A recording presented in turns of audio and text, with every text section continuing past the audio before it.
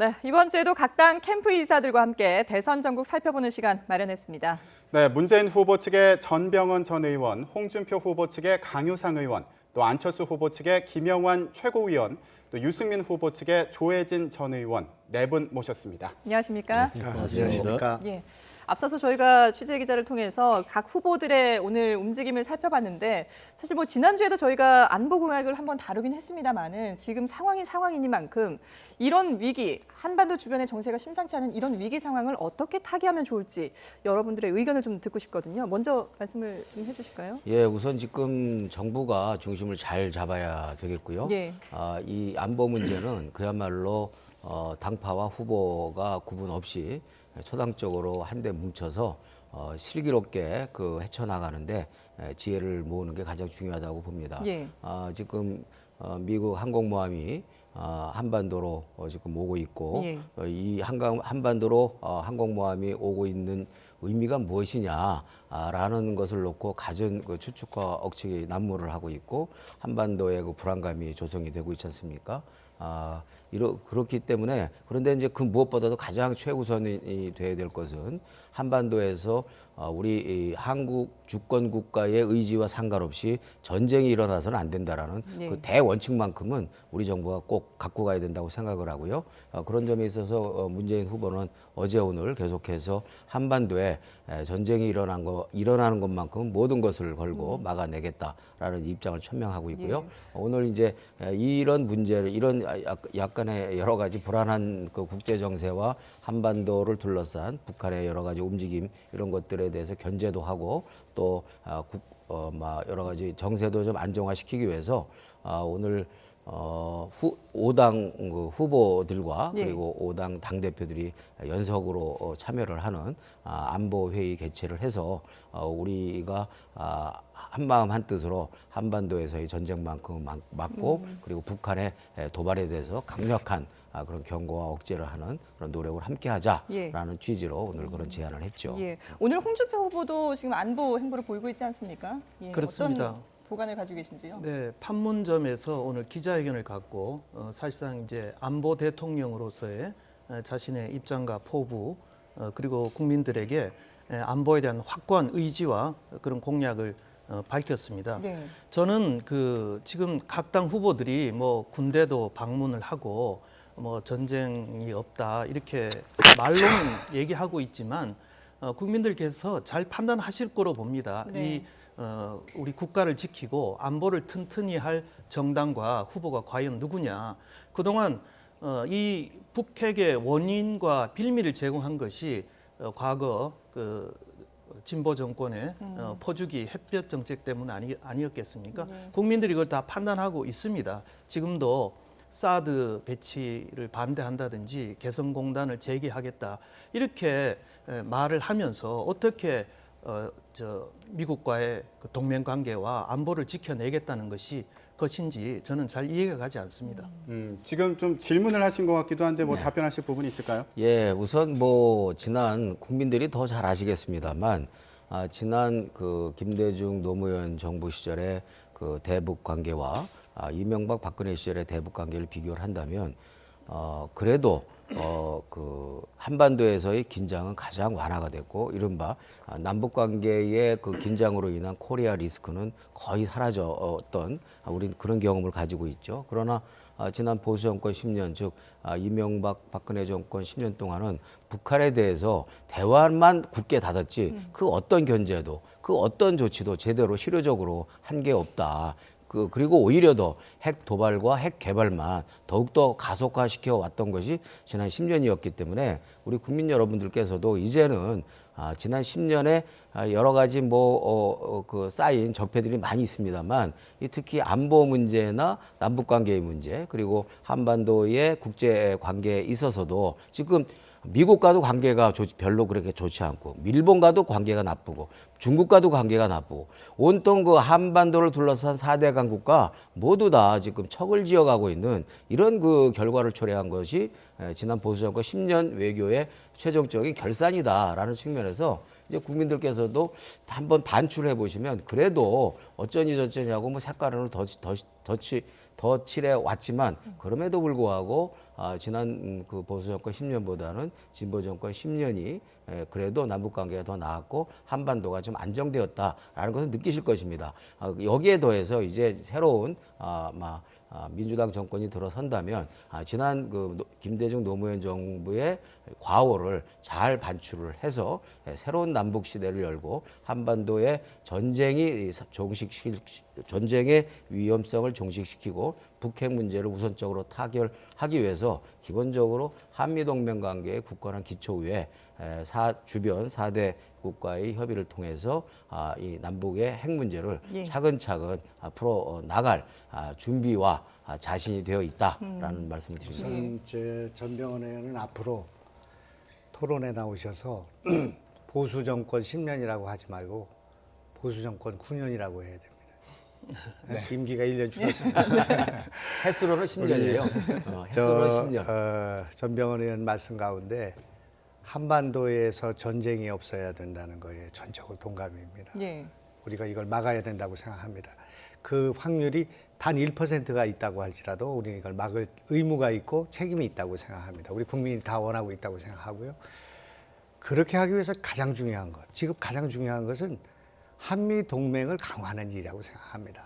그동안 우리가 2015년 10월 달에 박근혜 대통령이 천안문 막루에 올라가서 시진핑 주석하고 손을 올리고 그 사열을 했는데 그러면서 우리가 좀 잊고 있었던 문제가 있었다고 생각합니다. 오늘 이 사태를 보면서 한미동맹이 얼마나 굳건한 우리 안보의 주춧돌인가 기둥인가 하는 생각을 갖게 되기 때문에 한미동맹을 철저하게 강화하기 위한 노력을 해야 되고 그것을 흐트리는 발언과 그런 정책을 해서는 안 된다는 것이 이제 제 생각이고요. 또 하나는 국민을 분열시키지 말아야 된다고 생각합니다. 국민을 통합해야 합니다. 우리가 믿을 것은 지금 국민밖에 없습니다. 이번에 중국, 미국 또 일본이 이렇게 외교적으로 우리가 어려움을 겪고 있습니다만은 중국이 우리 경제 보복하고 있지 않습니까? 사드 문제로. 그러지만 굳건히 국민들이 지켜내고 견디고 있다고 생각합니다. 참 위대한 국민이라고 생각합니다. 정치적으로 혼란하지만 국민들은 끄떡없이 그걸 견디고 있고 경제를 버텨주고 있고 또 유커들이 오지 않는 그 관광객들을 다변화해서 우리가 지키고 있고 수출을 늘려가고 있고 이렇게 하기 때문에 근데 이제 정치인들이 나서서 이걸 분열시킨단 말입니다. 그래서 사드 문제를 어느 찬성했느냐 반대했느냐 이것을 바꿨느냐 이거는 의미가 없다고 생각합니다. 지금 북한이 저런 핵실험을 지금 임박해 있고요. 그다음에 이동용 미사일을 가지고 지금 이 실험을 계속하고 있으면서 국제적으로 얼마나 많은 우리가 참 상종하기 어려운 일들을 벌이고 있는 상황에서 과연 그는 우리 아무 무방비하게 사드를 철수하라고 할 수 있겠는가? 한미동맹을 흐트리는 일을 할 수 있겠는가? 이런 상태에서도 북한에 먼저 가겠다고 말할 수 있나? 이런 상태에서 어떻게 개성공단을 열고 저는 햇볕 정책을 계승하고 또 그런 정당에 있습니다마는 지금 금강산 열자고 말할 수 있겠는가? 지금은 아니라고 생각합니다. 이것이 국론을 분열시킨다고 생각합니다. 이런 지도자들은 안 된다고 생각합니다. 저는 그렇게 생각합니다. 예. 좀 전에 네, 좀 전에 말씀 예. 중에 이제 김대중 노무현 정권 10년 동안에는 남북 관계 긴장이 많이 완화됐다. 물론 그런 측면도 있지만 우리가 분명히 기억하는 것은 그 김대중 대통령 때 서해 교전이 벌어졌습니다. 월드컵 한참 네. 하고 있는 동안에. 그런데 그 햇볕 정책 기조를 유지한다고 해서 제대로 항의도 못했습니다. 그런 시대였고 물론 이제 이명박 박근혜 정부 때 그 북한의 핵을 갖다가 저지 못한 건 맞지만은 최소한 그 정부 기간 동안에는 북한 핵 자금을 대주는 일은 없었습니다. 근데 김대중 노무현 10년 동안에 금강산 관광하고 개성공단 하면서 북한 핵 자금을 대줬어요. 그거는 씻을 수 없는 과오를 저질렀고 그때 이미 핵 개발 기반이 완벽하게 갖춰져 버렸기 때문에 그 뒤에 이명박 대통령이 초기에 북한하고 이렇게 잘해보려고 하다가 안 돼가지고 북한이 이제 도발을 하니까 이제 강경 정책으로 돌아섰는데 그때는 이미 제재로 안 통하는 정도로 핵 개발 기술이 궤도에 올라 버리는 거기 예. 때문에 그걸 한 거에 대해서는 저는 그거는 정말 씻을 수 없는 이제 잘못을 저질렀고 그 뒤에도 분명한 반성이 있어야 된다고 생각이 드는데 그런 부분이 없는 것이 아쉽고 그리고 지금 이 이제 대통령 공백인 상황에서 우리 이제 문재인 후보께서 이제 국가안보 비상 5인 회의, 5당 회의를 제안하신 건 좀 이제 국민들에게 좀 안심을 줄 수 있는 그런 좋은 제안이라고 생각이 드는데 그분들이 다 모여가지고 딴 이야기 나오면 안 됩니다. 그럼 오히려 안 모인 것보다 못하고 국민들이 기대하는 또 안심할 수 있는 그런 한 몫을 내줘야 되는데 다행히 이제 선거 기간 중에 그동안에 사드 반대했던 이제 그 문재인, 안철수 이 두 후보께서 사드 찬성으로 이제 돌아서고 계신 거 그건 이제 다행이라고 생각이 드는데 지금 이제 칼빈슨이 이쪽으로 오고 또 이제 그 선제 타격 이야기 나오고 뭐 그 4월 폭격 이야기까지 나오는 거는 북한이 핵을 거의 이제 6차 핵실험까지 거의 준비 단계에 들어가 있고 이제 실전 배치를 앞두고 있고 미국까지 쏘겠다고 하는 상황이기 때문에 마지막 수단으로 이제 그걸 이제 그 시위를 하고 있는데 예. 그 전 단계가 지금 이제 국제적인 제재인데 이 제재를 갖다가 우리 당사자인 우리가 구멍 내는 일이 뭔가 하면은 금강산 관광 재개하는 거고 또 개성공단 재가동하는 겁니다. 이걸 문재인 후보께서 공약을 하신 거에 대해서 저는 정말 남 일도 아니고 우리 때문에 국제사회가 다 뭉쳐가지고 제재를 북한을 돈줄을 쥐고 있는데 우리가 돈을 퍼주는 일을 다시 한다는 거. 그 부분에 대해서 좀 명확하게 아니다라는 걸 분명하게 해주시고 그렇게 이제 그 같이 대처를 하셔야 그 5당이 모이는 의미가 저는 있다고 생각합니다. 예. 전 의원님. 예.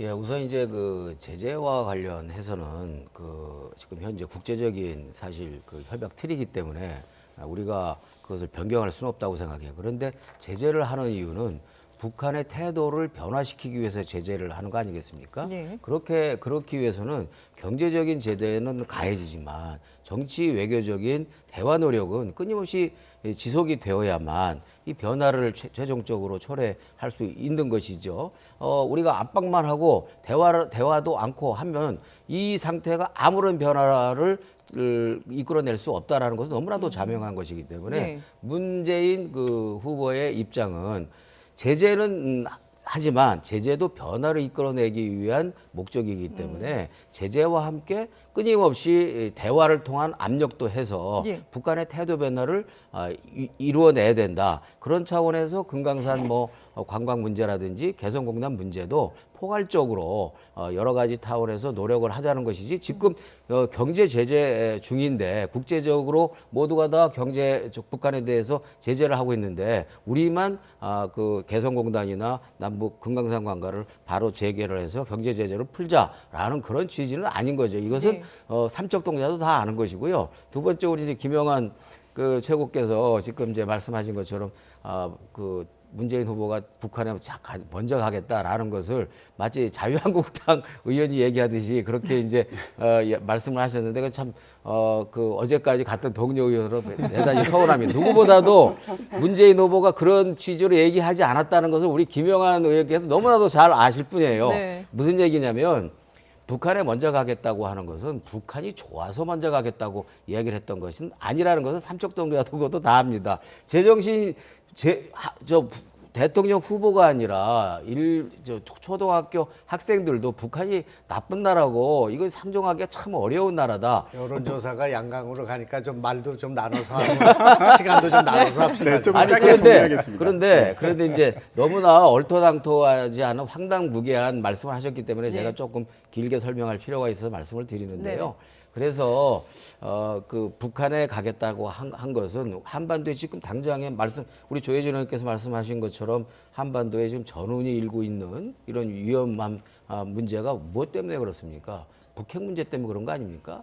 북핵 문제의 해결이 차기 정부의 최우선 과제라는 거죠. 그래서 북핵 문제를 해결하기 위해서 한미 동맹 관계를 최우선으로 강화시키고 그리고 그러한 신뢰의 기반 아래에서 미국과 충분히 이야기를 하고 그리고 중국과도 충분한 협상을 한 뒤에 그리고 당연히 일본과도 협의를 하겠죠. 그래서 주변국과 충분히 협의한 뒤에 북핵 문제를 해결할 수 있다면 북한에 방문하겠다라고 이야기한 것을 마치 문재인 후보는 지금 김정은 정권을 이 소위 폐륜적인 비정상적인 국가라고 이야기를 하고 있는데 마치 그 폐륜적인 비정상적인 그 지도자나 국가를 좋아서 먼저 간다고 이야기한 것처럼 이렇게 왜곡하는 것은 이건 너무나 좀 점잖지 못하고 야비하다 그렇게 얘기하고 싶습니다. 안보 문제가 워낙 위중하기 때문에 그렇죠. 제가 한 말씀만 드리겠습니다. 트럼프 대통령이 당선되기 전에 미국이나 한국의 그 외교 분석가들이 어떤 얘기가 있었냐면 미국의 우파 정부가 들어서고 보통 우파가 아닙니다.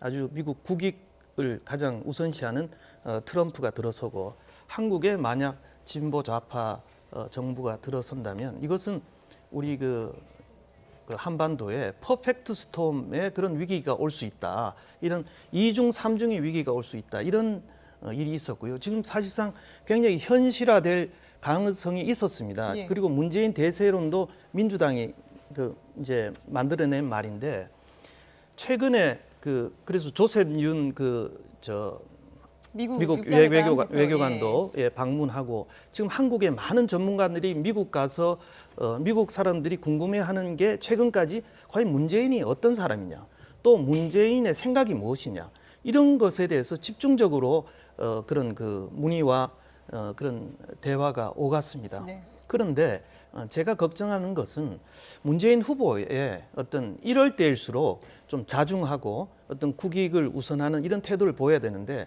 얼마 전에 뉴욕타임스 인터뷰에서 뭐 내가 미국에 노를 할 수 있다 혹은 뭐 과거의 운동권 서적을 읽고 내가 뭘 깨달았다든지 이런 그런 미국과 상당히 엇박자가 나는 이런 태도를 보임으로써 미국 조야에서 상당히 문 후보에 대한 상당히 불신과 불안이 커지고 있습니다. 그래서 퍼펙트 스톰이라는 게 뭐냐? 미국이 한국 정부를 불신할 경우에는 대북 관계에서 코리아 패싱, 한국 정부를 제치고 바로 중국이나 북한과 협상하거나 어떤 그 강경 군사 조치를 하겠다. 이런 것이 우리 한국의 국익에서는 최악이 아니겠습니까? 그러니까 이런 상황을 초래하거나 야기하거나 조장하는 후보는 과연 이 한국의 운명과 안보를 맡길 수 있겠느냐. 예. 이것이 저희의 걱정인 것이죠. 예. 짧게 말씀 우선 들으시고 예. 우리 강 의원 말씀에 우리 김병월 의원 대신 좀 해명 좀 해주세요. 얼토당토나 뭐 야비한 뭐 이렇게까지 쓰시지 마시고 제가 그래도 선배인데 이해를 해주시기 바랍니다. 네. 제가 지지율이 좀 높기 때문에 내가 그냥 가만히 참고 있는. 네. 그 서해교전 있지 않습니까? 서해교전 격퇴했습니다. 김대중 정부 때 격퇴했어요. 그러나 천안함 연평도 그거 이명박 정부 박근혜 정부 때 저희 타격했지만 우리가 제대로 대응 못했습니다. 그러니까 일방적으로 그렇게 말씀하시면 안 된다고 생각하고요. 지금 이제 중요한 것은 제일 중요한 거.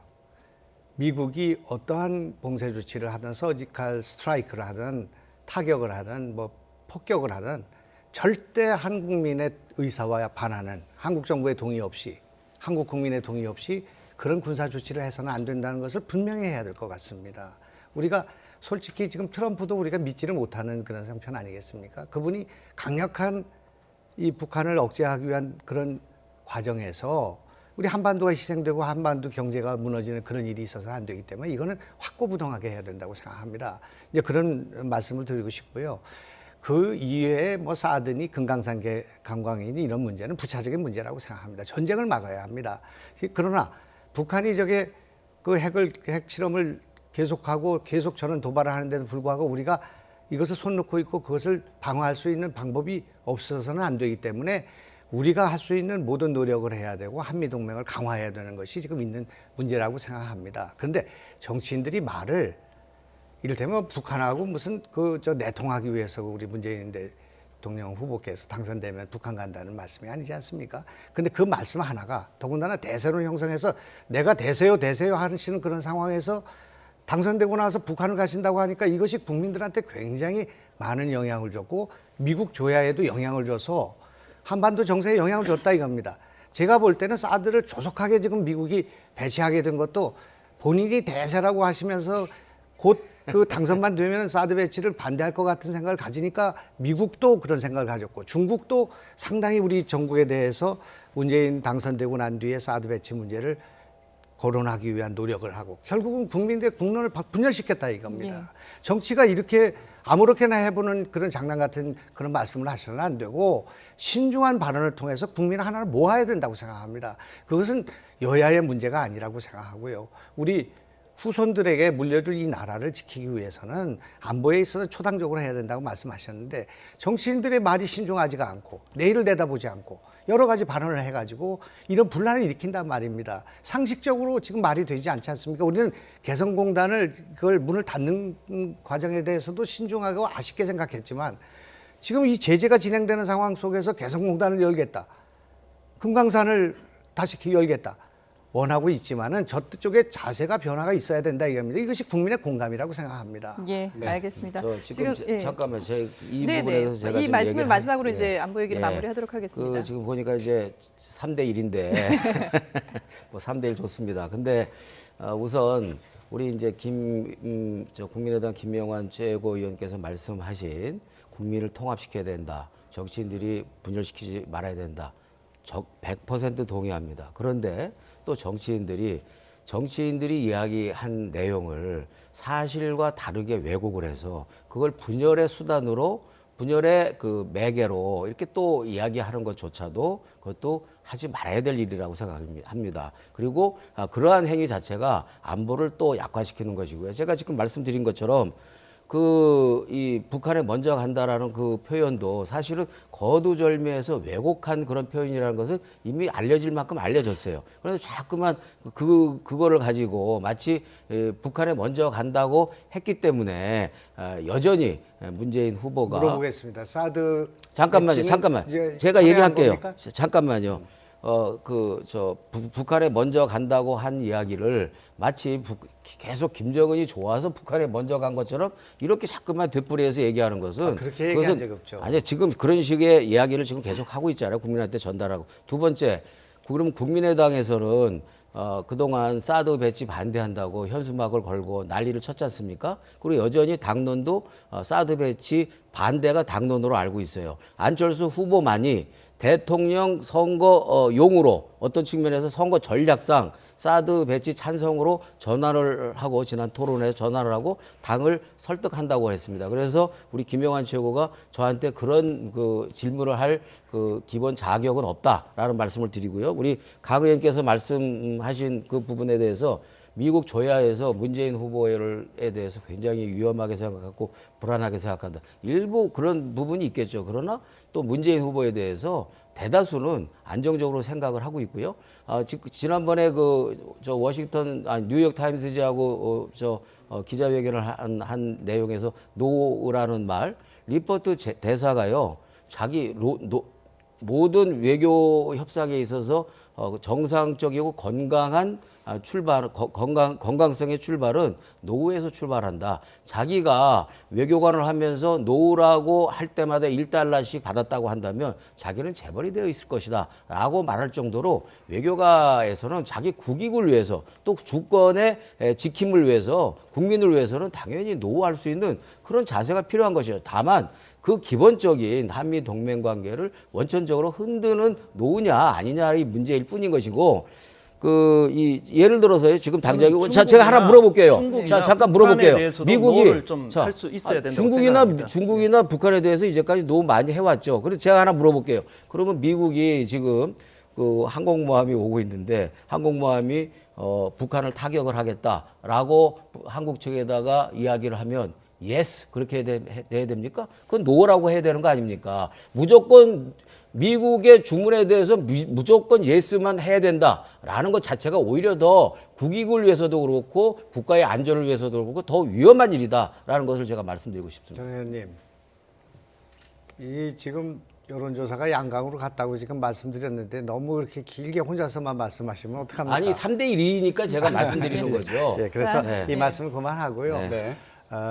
사드 문제도 이제는 이제 이런 상황에서는 이걸 논란을 벌여서는 안 된다고 생각합니다. 그 네. 말씀을 드린 것은 전병헌 의원이나 민주당이 자꾸 우리 안철수 후보와 국민의당이 사드에 대한 입장을 바꿨다고, 니들 입장이 뭐냐고 물어보니까 상황이 이렇게 바뀌었는데 이런 상황에서 우리가 사드 배치를 처리하는 것은 옳지 않다고 하는 뜻에서 말씀드린 거고요. 네. 하여튼 우리가 지금 싸우는 게 필요한 게 아니라 지금 이렇게 위기가 와 있는데 이 정치인들 후보들이 말을 신중하게 해야 된다고 생각합니다. 그거 충분히 그 말씀은 이해하지만 일반 국민들은 그거를 그렇게 받아들이지 않기 때문에 그런 일은 앞으로 없어야 된다. 그래서 아니 근데 예. 일반 국민들이 저희- 그렇게 받아들이지 않는 것은 일부 언론에서 거두절미하고 왜곡을 하고 그리고 그것을 또 정치권에서 왜곡해서 확대 재생산을 하기 때문에 문제인 것이지 정치인이 정상적이고 합리적으로 얘기한 것을 일부만 딱 거두절미해서 왜곡해서 그것을 확대 재생산하면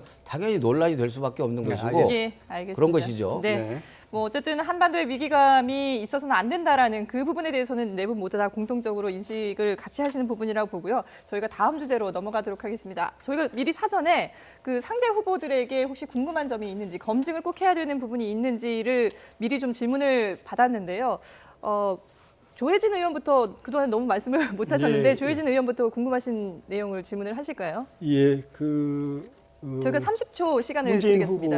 예. 문재인 후보께 제가 궁금한 게 오늘자 모 신문에 인터뷰하신 걸 보면은 사드 일단 찬성 쪽으로 이제 돌아서시면서도 북한 핵이 동결되고 북한이 네. 핵을 동결하고 동결이란 말은 지금까지 뭐 5개로 핵무기 5개 만들었다, 10개 만들었다 뭐 말이 많은데 예. 하여튼 만들었을 거예요. 만들었는데 더 이상 안 만들고 추가로 안 만들고 이걸 그대로 가지고 있는 채로 협상장에 나오면 사드 배치할 필요 없이 사드 배치는 보류한다라고 네. 그랬습니다. 우리 국민은 그게 아니거든요. 사드는 핵이 날아올 경우에 그 이제 방어용이 있기 때문에 저쪽에 1개가 있든 2개가 네. 있든 필요한 겁니다. 근데 5개 있다는 이야기도 있고 10개가 있다는 이야기도 있는데 추가로 더 안 만들면은 사드는 배치는 보류한다고 네. 그러셨는데 이거는 우리 국민들은 핵이 폐기되면 지금 만들어 놓은 거 다 폐기하면 그래서 핵 무기가 없어지고 핵 공격을 받을 위험이 없어지면 사드는 필요 없다고 국민들이 네네. 생각하실 겁니다. 근데 그 부분이 사드 배치에 대해서 입장 바꿨다고 그러는데 내용을 보면 똑같고 그다음에 동결한다는 거는 그것까지는 인정해 준다는 의미거든요. 네. 그러니까 북한이 바라는 게 그겁니다. 열심히 만들어 가지고 막 미국이나 우리가 국제사회가 쪼으면은 이제 우리 더 이상 안 만들 테니까 예. 더 이상 우리한테 간섭하지 마라. 여기서부터 이제 이야기 풀어 나가자. 그러니까 그 5개든 10개든 가진 걸 인정받는 겁니다. 핵 보유국으로 인정받는 겁니다. 예. 그거 우리가 인정 안 하려고 하고 국제사회가 인정 안 하려고 그러는데 동결 말씀하셨어요. 핵 보유국 인정하시는 거고 민주당의 입장이 그 비핵화선은 지켜야 된다고 예. 그러는데 그것도 배치되는 겁니다. 예. 그 부분에 대해서 분명한 말씀드립니다. 저희가 안보는 이미 공약을 마무리했는데 또 안보에 관한 한번 질문을 더 해주셔서 답변을 좀 해주셔야 답변을 돼요. 듣고 우리 예, 조혜진 의원님이 머리가 비상하네요. 근데 그 동결 지금 얘기하신 것은 동결이 한반도 핵 문제의 완결이라는 의미가 아닌 것이죠. 일단은 북한을 어떻게 해서든지 설득을 해서 핵을 포기시키고 폐기 처분시켜야 될 거 아닙니까? 그러기 위해서는 대화가 필요한 것이죠. 네. 그런데 현재 이 핵을 개발을 해왔고 일단 핵을 보유하고 있다고 하니까 네. 현재 수준에서 정지를 하고 모든 것을 정지를 하고 대화를 해서 나중에 폐기 처분까지 협상을 해서 일괄 타결하자. 네. 북한이 근데 폐기 처분하기까지는 여러 가지 조건이 있겠죠. 그 조건 과정에서 이 사드의 문제는 또 하나의 우리가 북한에 대한 압력의 수단으로 네. 활용할 수 있는 좋은 카드이기 때문에 그 카드를 가지고 완전히 폐기하는 데까지 사용을 하자라는 그런 취지인 것이지 네. 현재 북한의 핵 문제를 현재 상태에서 인정하고 그만 끝 그리고 정상화하자 이런 취지는 아니라는 것을 말씀드립니다. 예. 그 부분은 그러면 예. 우리 문 후보님께서 분명히 말씀을 하셨어요.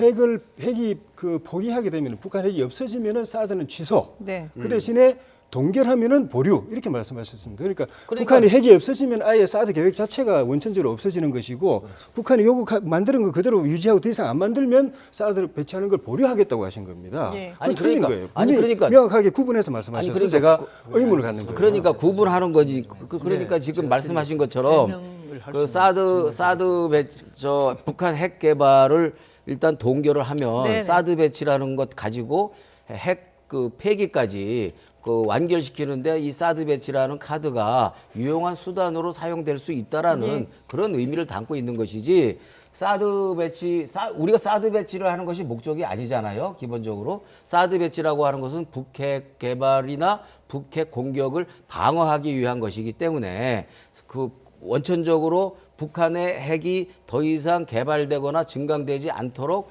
막는 것이 1차적인 1단계의 조치고 네. 최종적인 단계는 북한의 핵을 폐기시켜서 완전히 한반도의 비핵화를 만드는 것이 최종적인 목적이다라는 점인 거죠. 알겠습니다. 예, 알겠습니다. 뭐 지금 저희가 준비했던 그런 질문과는 조금 다르긴 한데 그래도 어쨌든 지금 뭐 질문을 서로 주고 받으셨으니까 그냥 계속 이 질문지와 상관없이 또 계속 이어가도록 하겠습니다. 그러면 문재인 후보 측에서 다른 후보에게 질문을 하신다면 어떤 내용으로 질문하시겠습니까? 문재인 후보.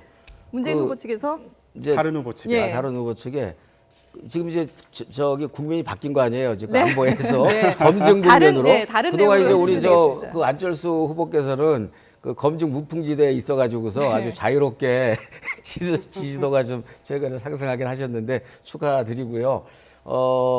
그 최근에 그 이제 경선과 관련해서 뭐 차떼기 경선이다, 조폭이 연루가 됐다 이런 얘기들이 많이 나오는데 그 중에서도 이 백미는 신천지 교단이라는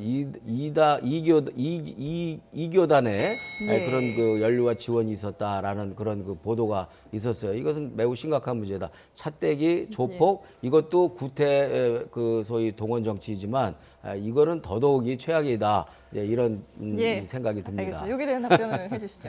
뭐 저기 덮어씌우기식 정치 있지 않습니까? 그 아까 말씀하신 것도 얼토당토하는 거 안철수하고 조폭이 어떻게 연결이 되겠습니까?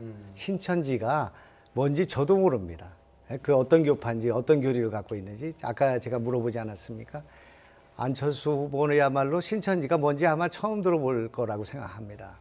이걸 덮어씌워서 무슨 신천지 교단이 안철수를 지원하고 있고 마치 그걸 이용해서 무슨 경선을 한 것처럼 이거는 그 뭐라고 할까 본말을 전도한 것이고요. 너무 말단을 가지고 이 본질을 뒤엎는 일이라고 생각합니다. 예, 이 예. 그런 식으로 해가지고는 안 된다고 생각하고요. 그런데 예, 이제 알겠습니다. 그런데 우리 김 의원님이 말씀하신 안철수 후보가 신천지 교단을 안다 모른다와는 별개로 이번에 이제 사실은 그 국민의당의 예비 경선이 이른바 사실상 동원 경선의 성격이 매우 강했거든요. 그래서 여러 가지 부작용이 있을 거라고 정치권에서는 그 관측을 했었어요. 그런데 결과적으로 아니나 다를까 조폭도 연루가 됐다는 것이 이제 밝혀졌고 차떼기 동원을 했다는 것이 밝혀져서 지금 선관위가 고발해서 검찰이 수사를 나서고 있고 이 지금 신천지 문제는 안철수 후보가 신천지 교단이라는 사실을 알고 있었다 모르고 있었다를 떠나서 저 강원도에서 또 부산에서 이런 그 연루가 있었다라는 보도가 CBS라는 그 종교 방송을 비롯해서 일부 보도가 있었기 때문에 그것을 덮어씌우기다라고 이야기를 하는 것은 조금 문제가 있다는 생각이 들어요. 하나 다 안개가 걷히면은 그 진실이 드러나듯이 다 드러날 것이기 때문에요. 그리고 국민이 알고 있다고 생각합니다. 그런 식으로 그걸 검증이라는 이름으로 그걸 그렇게 해가지고 흠집을 내가지고 그렇게 해가지고 무슨 상황을 유리하게 끌 수 없다고 생각하고요. 다 아시잖아요. 우리 전병헌 의원이 이런 일이 너무 무리하고 너무나 그 침소봉대돼 있고 그건 아니 이 신천지 그러니까 교단은 예. 이게 끊임없이 정치권과 이른바 이 커넥션을 그 만들어 왔던 교단이기 때문에 더욱더 관심을 끌고 있는 것이고 제가 좀 그리고 그런 질문할까요? 예, 그런 질문. 부분들에 네, 대해서 제가- 의구심이 제가 그 문재인 많이 있기 후보한테 때문에 질문 안 그래서 하려고 주목을 받고 했는데 있고 이제 저 네. 보도가 되고 너무 있는 이 것이거든요. 검증이라고 할까 이런 그 네거티브라고 할까 이런 것들이 수준 이하기 때문에 네. 검증이란 이런 것이다. 이걸 한번 말씀드려 볼게요. 그 문재인 후보의 아들 그 문제 있지 않습니까? 이거 빨리 그 해명해야 합니다. 제가 볼 때는 사과해야 되고요. 그다음에 해명해야 될 문제지 이게 무슨 해명만 해서 될 문제는 아니라고 생각합니다. 너무나 많은 사실, 밝혀진 사실이 이게 특혜 채용이다.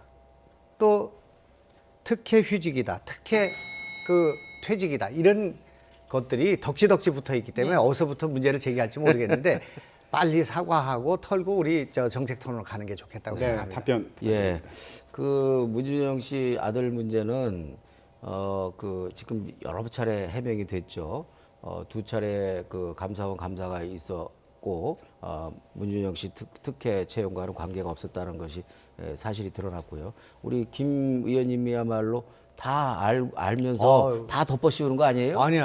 그리고 제가 오히려 그래서 문준영 씨 거는 국회에서도 그 속기록상에 특혜가 없었다라는 그런 공식 답변이 있었고 그 특혜가 없었다라는 그 공식 답변이 있었던 시기가 바로 이명박 박근혜 정권 아래서 있었던 일이라는 점을 말씀을 드리고요. 특혜가 있었다면 이명박 박근혜 정권이 가만히 있었겠느냐라는 점 하나 말씀드리고 오히려 국회 차원에서 공식적인 답변을 통해서 특혜가 있었다라는 개연성을 한 것은 오히려 안철수 교수님과 사모님의 그 1+1 요즘 편의점에서 1+1 세일이 많이 있습니다만 그 1+1 특혜 임명이 더욱더 문제이고 그것에 대해서 정중하게 사과하고 명백하게 밝히는 것이 더 우선이라고 공개를 생각합니다.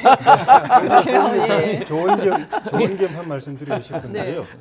언론이든 또 다른 타 후보 측이든 이 사건을 실제로 마음에서 가지고 있는 혐의는 문재인 후보 아들을 취직시키기 위해서 미리 정해놓고서 절차를 밟고 다른 사람들한테는 이게 지원 못하게 이렇게 봉쇄하고 이렇게 했다라고 느끼는데 그 말은 안 하고 그냥 단지 절차가 이렇게 됐다라고만 이야기를 하는데도 불구하고 국민들은 절차만 봤을 때 벌써 이거는 이미 정해놓고 요 사람하고 또 한 사람만 취직시키기 위해서 절차를 이렇게 만들어 갔구나 우리 상식으로 그렇게 느끼는 거기 때문에 6만 명대 그래서 6천 명대 1이 되는 경쟁이 있는 그 부분은 정말 국민들이 느끼는 이런 두 의혹 사람을 뽑는데 두 또 사람이 3대 1이 될 것 여기서 같은데요. 보니까 바른정당하고 지금 자유한국당하고 그 국민의당하고 계속 이거 3대 1이 저 될 연대를 것 해가지고 같으니까. 3대 1로 지금 이야기를 제가 하네요. 말씀드리고 싶은 좀 것은 바뀝니다. 특히 좀 바뀝니다. 지금 SNS 상에 굉장히 문재인 후보 그 아들 채용 문제가 화제인데요. 저희가 특히 그 문 후보님께서 부산 사투리로 경상도사들 막 고마해라 이런 말씀하셨지 않습니까? 저는 그 얘기를 들었을 때 마치 우리가 박근혜 대통령의 불통 때문에 얼마나 마음에 많이 그 상처를 받고 고통을 받았듯이 바로 그 불통 이미지가 떠올랐어요. 그래서 저는 캠프에 돌아가셔가지고 저는 그 문제는 빨리 정리하시는 게 좋지 않을까. 아니, 네, 예, 이 부분은 아무래도 시간이 부족하시겠지만 양해를 좀 부탁드리고요. 아니 우리 이제 강 네. 의원께서 이제 말씀하신 고기 짧게 네네. 말씀을 드리면 그 부분에 대해서는 수십 차례 해명을 하고 했는데 계속 끊임없이 그걸 다른 거는 검증할 게 없으니까 그걸 갖고 물고 늘어지니까 막 고마해라 라고 부산 사투리로 가볍게 얘기를 한 것인데 그걸 불통으로까지 이렇게 확대 해석하고 거기다가 박근혜 대통령까지 갖다 붙이는 것은 그것은 좀 지나치네. 예, 특히 당연히- 다른 분이 아니고 자유한국당의 비례 대표로서의 그 강효상 의원님은 그런 말을 하시면 안 된다고 봅니다. 이제는 고마합시다. 예.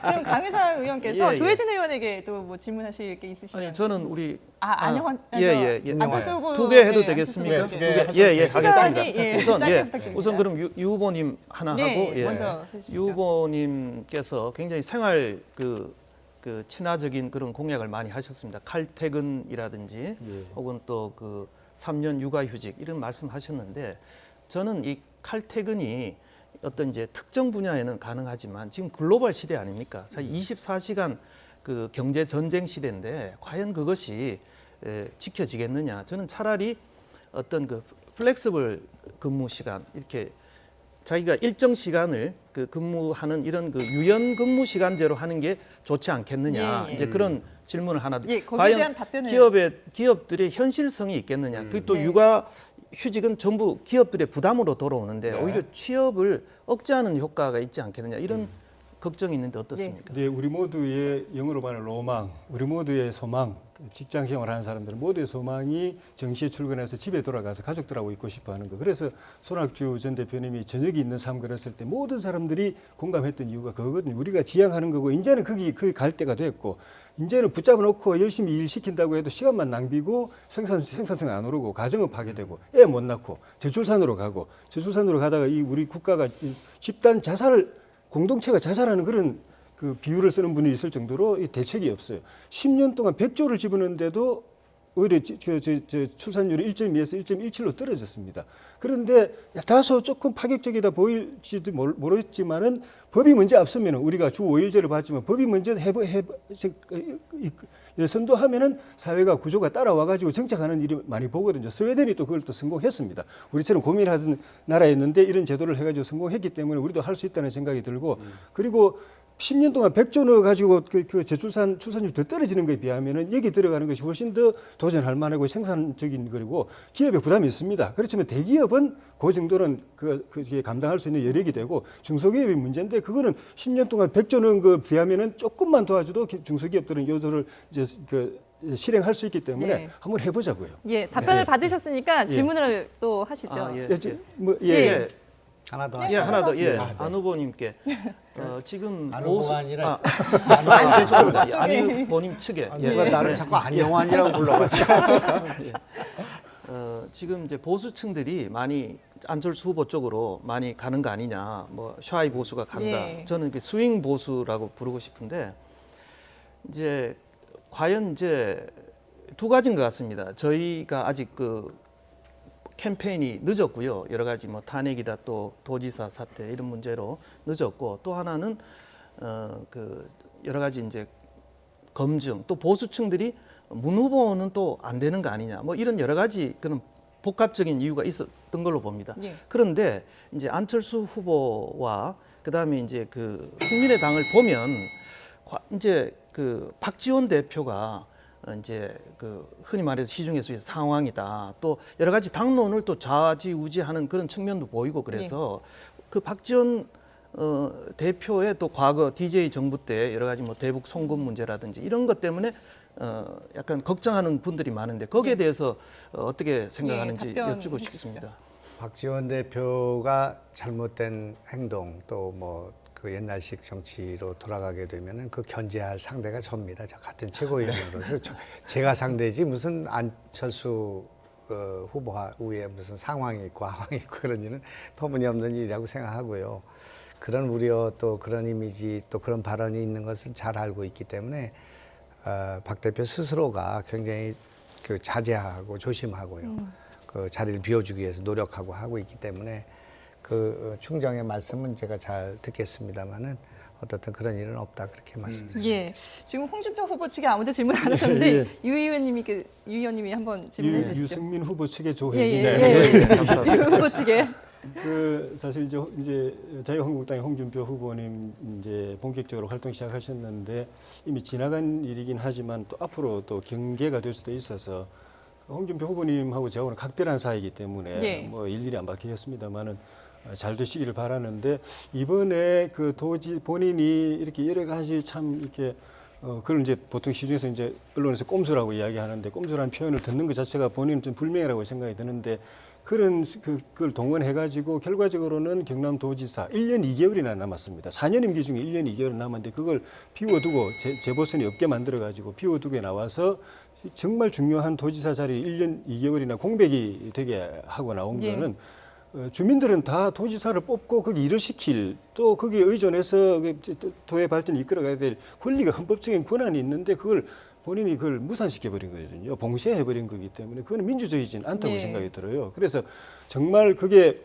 진짜로 그 비용 또 그 재보선 비용이 문제가 된다고 한다면은 대선 비용이 훨씬 더 큰 거고 진짜 그게 비용 문제 그 부담이 됐다고 하면은 요 다음에 출마를 하시는 것도 저는 방법이 됐다고 생각이 드는데 그 도지사 선거 안 하게 하고 도정 공백 1년 2개월 동안 있게 해서 그것도 방법도 떳떳하지 못하고 이것이 저는 좀 실망스러워서 좀 이후에는 좀 더 우리 보수의 그 인재답게 당당하게 국민들이 이해할 만한 또 납득하고 공감할 만한 그런 행보를 해주셨으면 하는 바람입니다. 짧게 들을까요? 네, 질문을 길게 하시겠네요.